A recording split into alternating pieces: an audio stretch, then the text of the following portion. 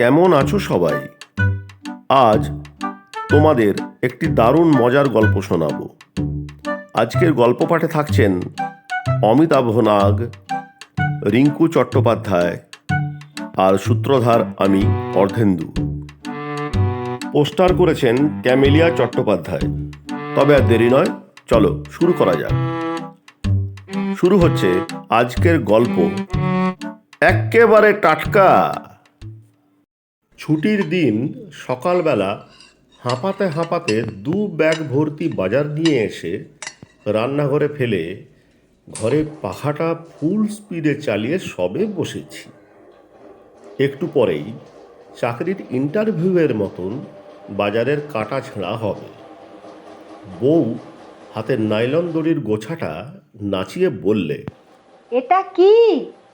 আমি আর চোখে দেখে বললুম, দড়ি। সে তো দেখতেই পাচ্ছি। তে কি তুমি ঝুলবে নাকি আমি? বউয়ের কথাগুলো শুরুই হয় হেঁয়ালি দিয়ে। ব্যাপারটা কোন দিকে পাক খাচ্ছে বুঝতে না পেরে হাঁ করে ফ্যানের পাক খাওয়ার দিকে তাকিয়ে হাওয়া খেতে লাগলুম। তোমার জন্য হলে ঠিক আছে, যা প্যাংলা চেহারা। কিন্তু আমি ঝুললে পটাং করে ছিঁড়ে পড়ে কোমরটা ভাঙবে।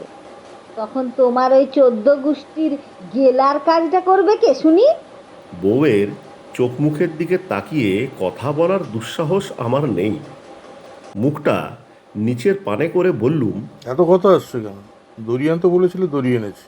দড়ি আনতে বলেছিলাম? হায় পোড়া কপাল আমার! একদিন জানতাম মাথায় একটু ছিট আছে, এখন দেখছি কানেও কালা। বাপটা আমার পুরো ঠকে গেছে। বিয়ের আগে একটু বাজিয়ে দেখে নেওয়া উচিত ছিল।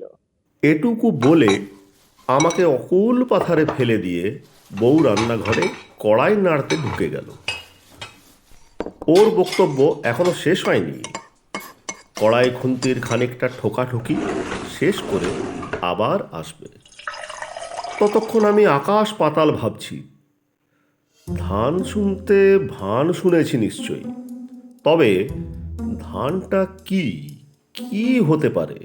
দড়ির কাছাকাছি শব্দ, দ দিয়ে আর কি আছে? দ দিয়ে দোক্তা, দণ্ড, দাঁত, দুধ, ডাব, দারচিনি, ডাল। ওহো বাবা, আর ভাবতে পারছি না, কি জানি।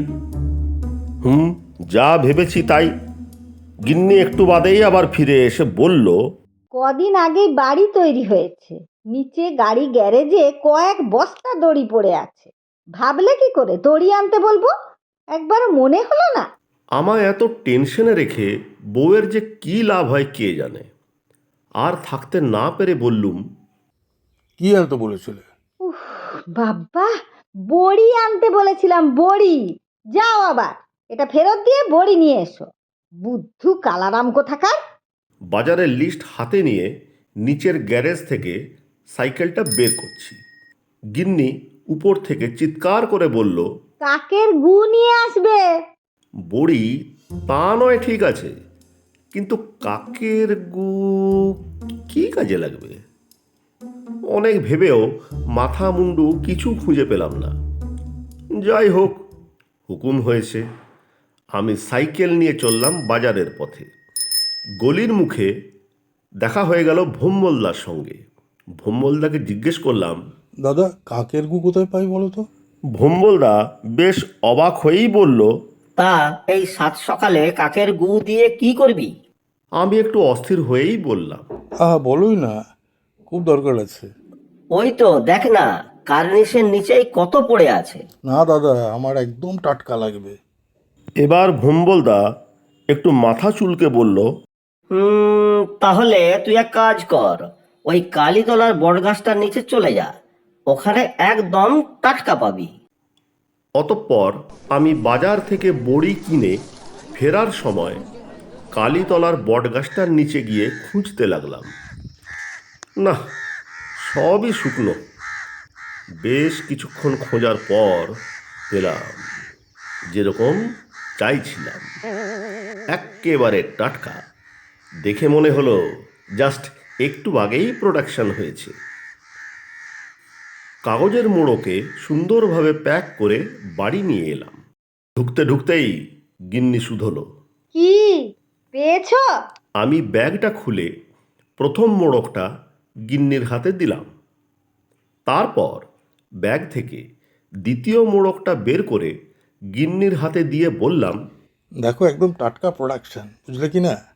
ছি ছি, এটা কি? কি বিচ্ছিরি গন্ধ! ছি!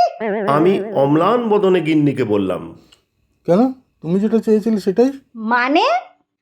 আমি বীর দর্পে জবাব দিলাম। কেন, কাকের গু?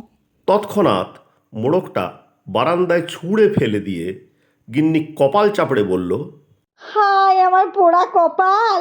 এই বুড়ো ভামটাকে নিয়ে আমি কি করব? বললাম আখের গুড় আনতে, উনি নিয়ে এলেন কাকের গু। বুঝলাম সুনামি আসন্ন। দ্রুত পায়ে বারান্দা থেকে মোড়কটা তুলে নিয়ে দ্রুত বেগে সদর দরজা পেরিয়ে উঠলাম গিয়ে এক্কেবারে বড় রাস্তায়। উফ বাবারে! একটা ফাঁকা জায়গায় এসে মোড়কটা খুললাম। সকালের তাজা মিষ্টি রোদ পড়ে বেশ একটা লালচে কালচে রং। না, ভালো আখের ঝোলা গুড়ের সঙ্গে এর কোনোই পার্থক্য নেই। কেমন লাগলো আজকের গল্প জানাতে ভুলো না কিন্তু।